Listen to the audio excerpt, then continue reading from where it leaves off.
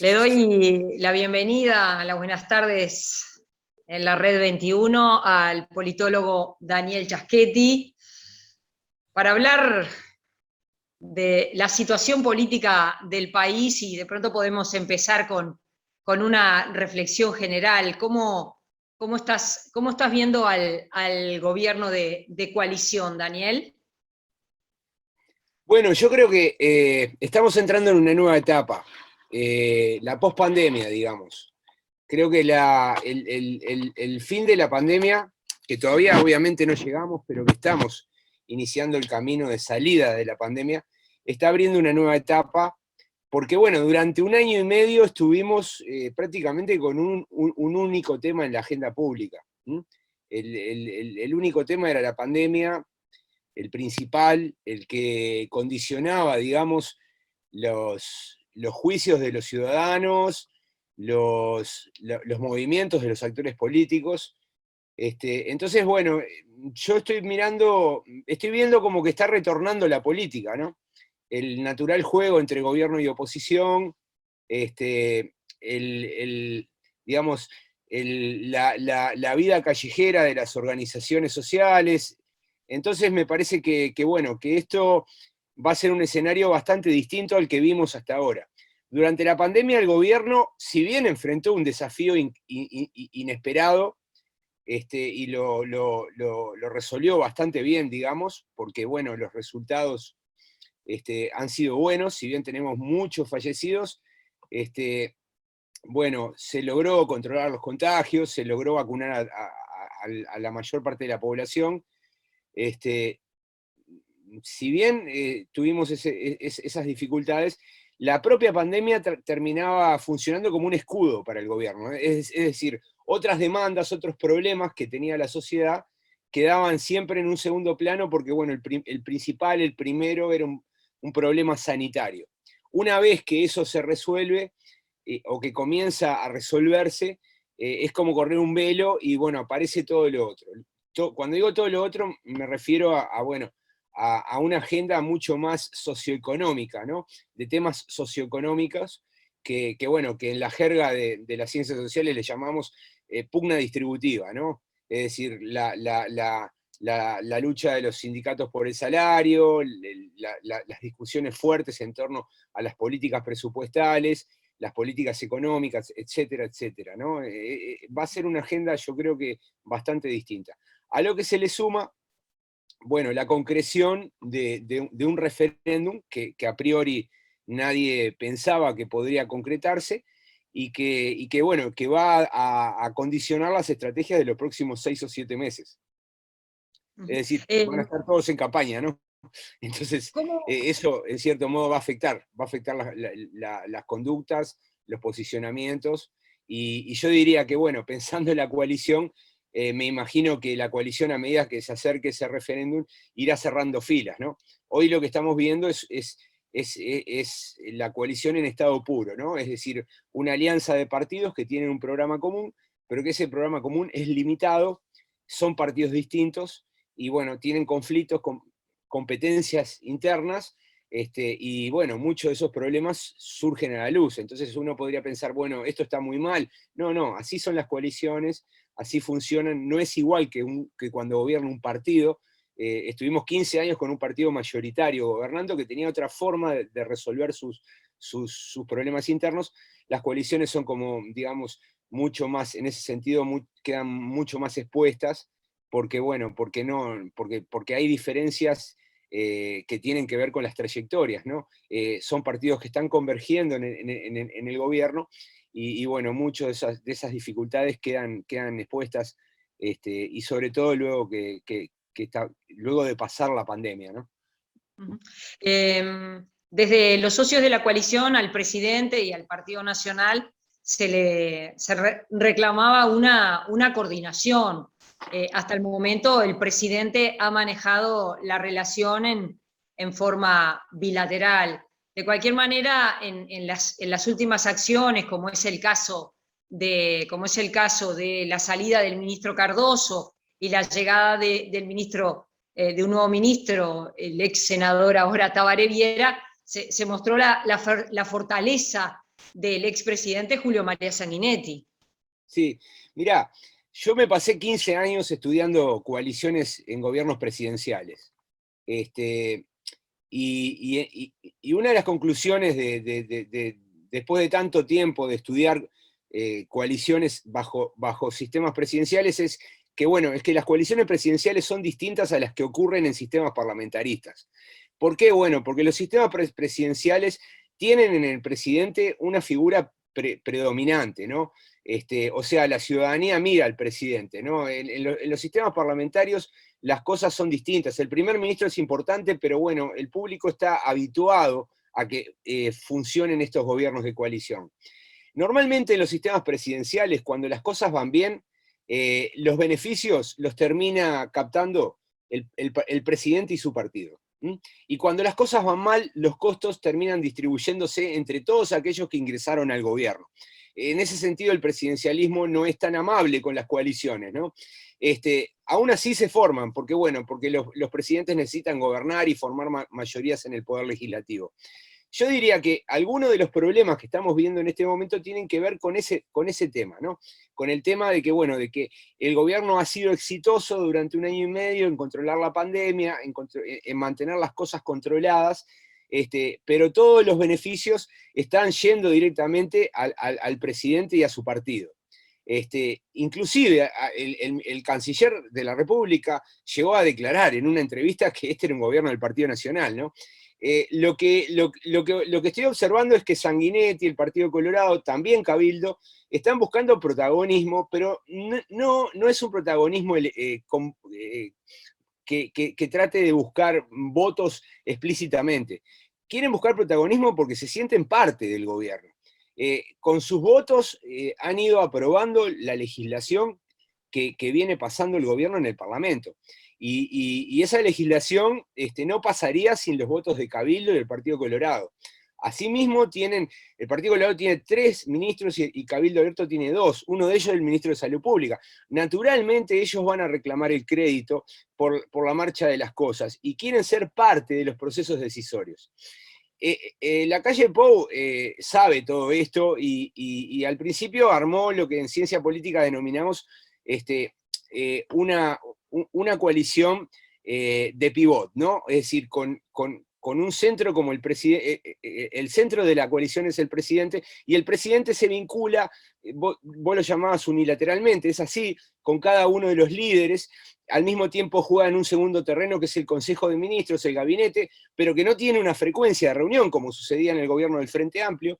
Entonces, eso naturalmente lleva a procesos decisorios que no son lineales, que son un poco más complejos. Donde mejor funciona la coalición es en el Parlamento. Allí los coordinadores se reúnen semanalmente, tienen su ámbito, lograron arrancarle al Poder Ejecutivo la idea de crear una instancia donde los coordinadores de las bancadas se reúnan regularmente con el secretario de Presidencia, pero todavía falta un poco más, ¿no? No existe una mesa de líderes, un centro de decisión, donde esté Sanguinetti y donde esté Manini Ríos, que son algo así como las 2 figuras de contrapeso de esta coalición. Por el momento es una carta que el presidente puede jugar en cualquier momento, es decir, crear este ámbito. Lo que ocurre es que hasta ahora las cosas no han llegado a un nivel o a una situación donde el presidente tenga que jugarla esa carta.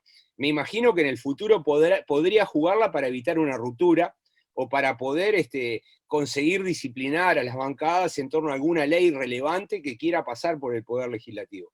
Pero me da la impresión que ese es el estado de situación. Una coalición en permanente cambio, ebullición, buscando sus formas, y bueno, donde los socios menores tratan de no pasar desapercibidos frente a esa figura tan potente que lo domina todo, que es el presidente de la República, ¿no?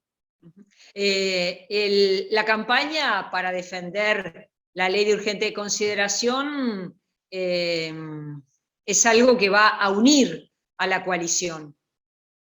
Sí, naturalmente, porque esto va a ser, va a funcionar como una elección de medio término, ¿no? Es decir, la familia de las elecciones de medio término está compuesta por 3 tipos de elecciones. Una es cuando se renuevan parcialmente los parlamentos, El segundo tipo de elección de medio término es cuando se hacen elección de autoridades locales, ¿no? Elegimos gobernadores, intendentes, alcaldes, etc.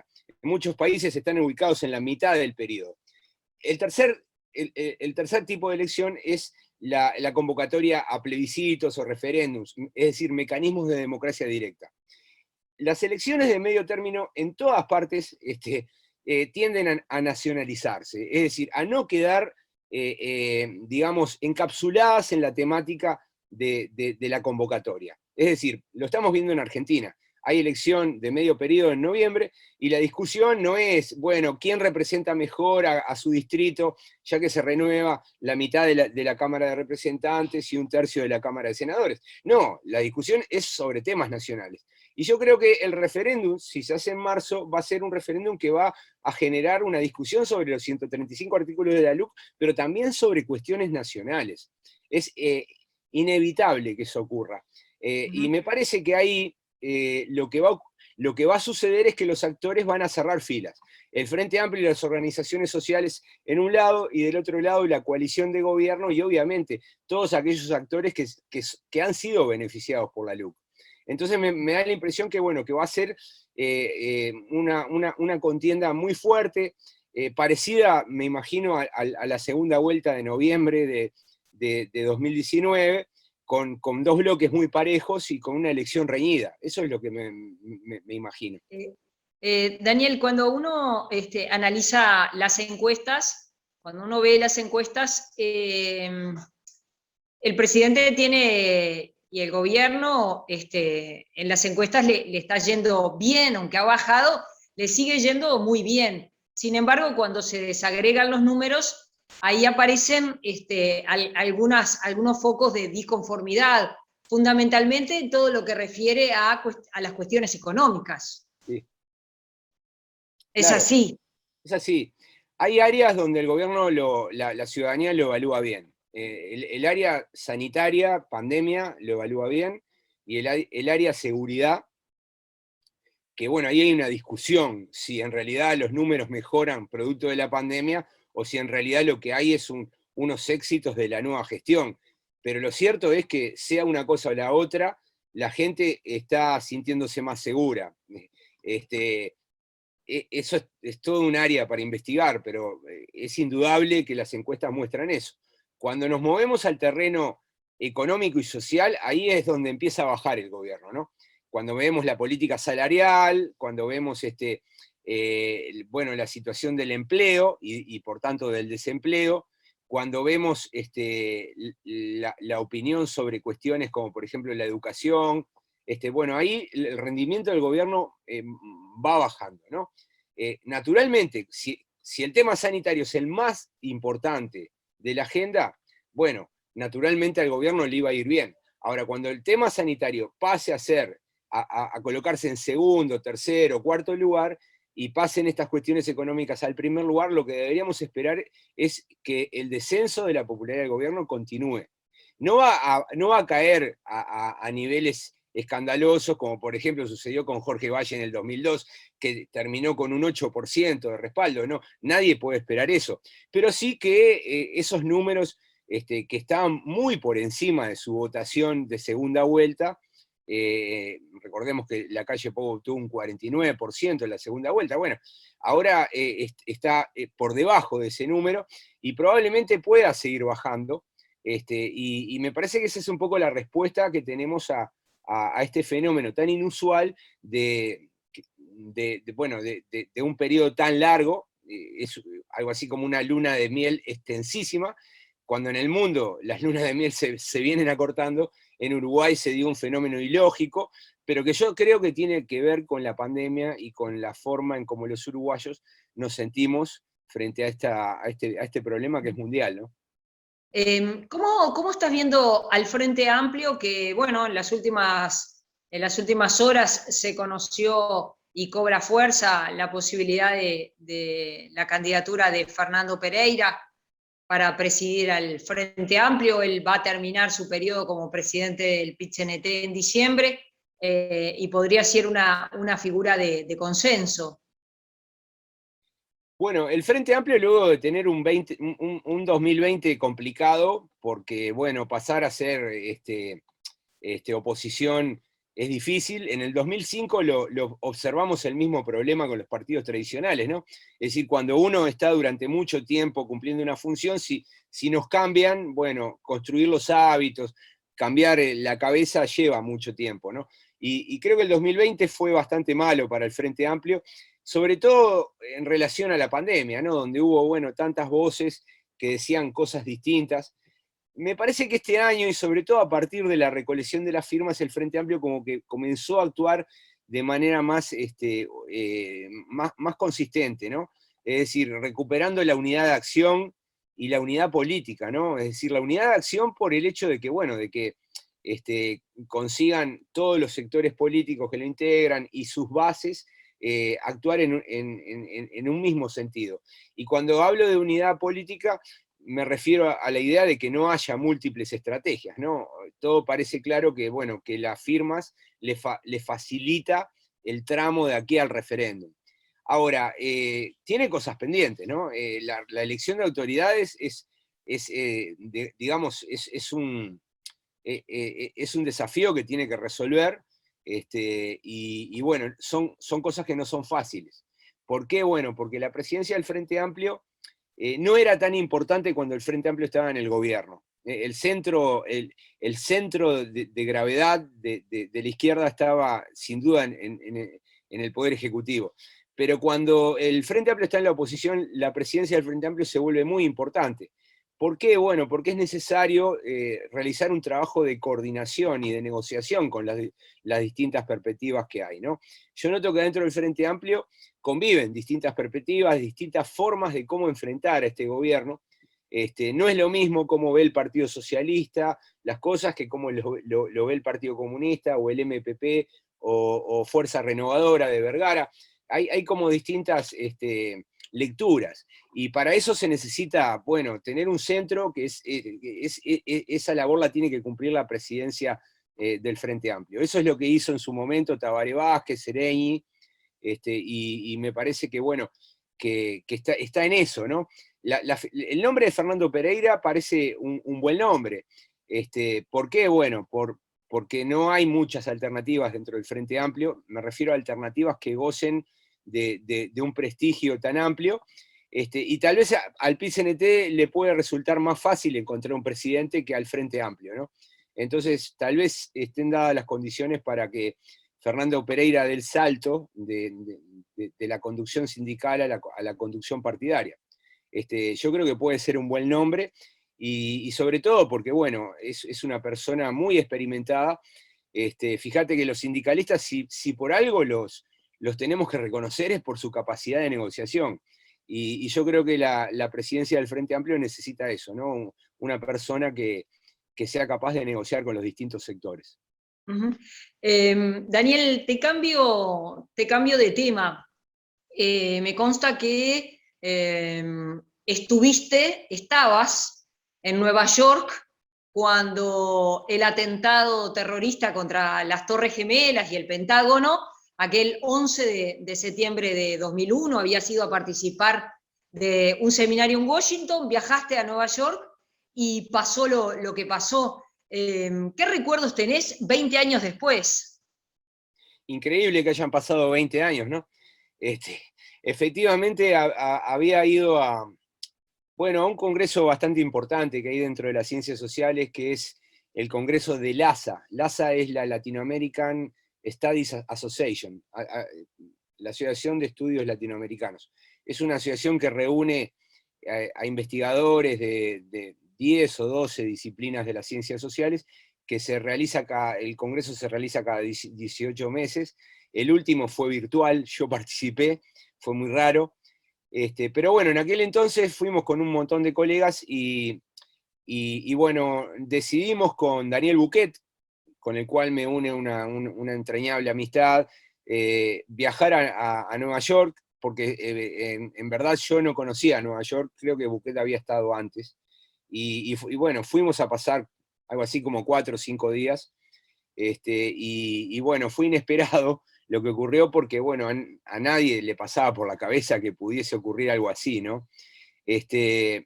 Lo primero que recuerdo es que en los días del Congreso, o sea, antes del atentado, la figura de Bush estaba absolutamente desprestigiada, ¿no? Yo hablaba con mis colegas estadounidenses y todos decían que, bueno, que iba a ser muy difícil que él pudiese ganar la reelección en la siguiente elección.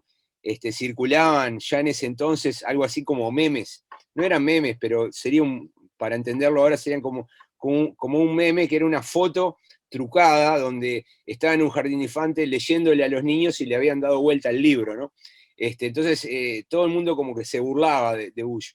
Digo esto porque luego del atentado, su popularidad crecería hasta un 72-73%. Es decir, como que se produjo el fenómeno ¿no? De que cuando una sociedad se siente amenazada, todos tratamos de unirnos y sobre todo de unirnos en torno a la figura de los líderes, ¿no?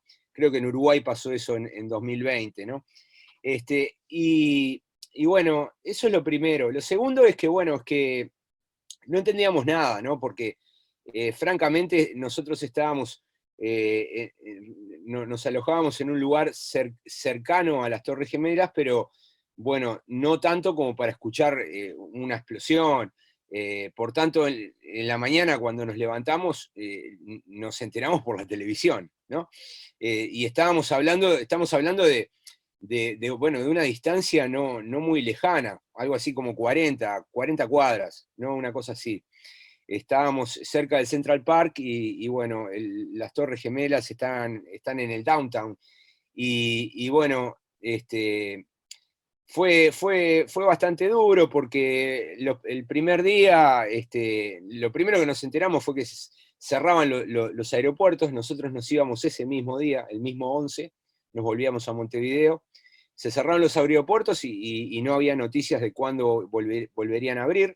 Ahí tuvimos que resolver bueno, qué íbamos a hacer, cómo íbamos a solventar la estadía, porque teníamos los pesos contados, ¿no? Para estar hasta el mismo martes, era un martes. Y al final nos quedamos hasta el domingo siguiente, o sea, estuvimos varios días. Y ahí lo que hacíamos todos los días era caminar hacia la zona cero, que bueno, estaba acordonada, pero podías acercarte. La primera vez que lo hicimos presenciamos un derrumbe de un edificio lindero, era como una enorme nube de humo, y luego nos acercábamos, mirábamos y luego tratábamos de hacer otras cosas. Nos empezó a impresionar por las noches la aparición de los familiares, ¿no? Era una imagen bastante dramática porque, bueno, los familiares de los desaparecidos en el ataque a las torres, comenzaban a ir al límite de la zona cero con fotos y con velas. Y eso nos hacía recordar a la época de la dictadura en Uruguay, ¿no? Pero claro, en Estados Unidos, en New York. Y bueno, y lentamente comienzan a aparecer en los balcones, en las ventanas, banderas de los Estados Unidos, ¿no? Es decir, comenzaba a aflorar un sentimiento nacionalista, esa sensación de ser agredidos. Fue la primera vez que a Estados Unidos, la primera vez y la única que a Estados Unidos lo atacaron en territorio propio. Eso despertó un sentimiento nacionalista muy, muy fuerte y le hizo muy fácil las cosas a Bush cuando decidió, bueno, contraatacar, ¿no? Invadiendo primero Irak y más tarde Afganistán, ¿no? Pero yo diría que, bueno, los familiares, la gente que lloraba por lo que ya se preveía que iban a ser cientos de muertos, la emergencia de ese nacionalismo, y bueno, y una ciudad de New York que hasta ese día era una explosión de luces, de ruidos, de alegría, y a partir de ese momento parecía una ciudad fantasma, ¿no? Con muy poca gente en las calles, y bueno, con muy pocos lugares abiertos, ¿no? De inmediato se cerraron los teatros, los cines, quedaban los bares simplemente abiertos donde, bueno, ahí había televisión, se podía ir y tomarse una cerveza y ponerse al tanto de lo que decían las noticias. Pero eso fue un poco mi derrotero, hasta que un buen día nos avisaron que se abría el aeropuerto y en uno de los primeros vuelos volvimos. 20 años después, ¿cómo ves la situación? Y hay cosas que parecen haber mejorado, pero otras cosas parecen haber empeorado, ¿no? Bueno, uno no reflexiona a menudo sobre esto, ¿no? Pero en determinado momento el problema del terrorismo, sobre todo el de origen islámico, parecía controlado, ¿no? Pero bueno, con las noticias recientes sobre los talibanes en Afganistán, parece ser que no está claro eso. En segundo lugar, bueno, Estados Unidos fue uno mientras gobernó Obama y luego en ese periodo de Trump, bueno, ocurrieron muchas cosas, como que, a ver, como que la historia no tiene fin, ¿no? Siempre las cosas pueden cambiar, a veces para mejor y a veces para peor. Lo que parece sí bastante claro es que uno a veces cree que tiene las cosas conquistadas, ¿no? La democracia, la convivencia, el buen relacionamiento con sus semejantes, pero eso no es para siempre, ¿no? Eso hay que cuidarlo. Y bueno, hoy no sabemos si cosas semejantes no las volveremos a vivir. Sería deseable que no, y sería importante, ¿no?, seguir hablando de estas cosas.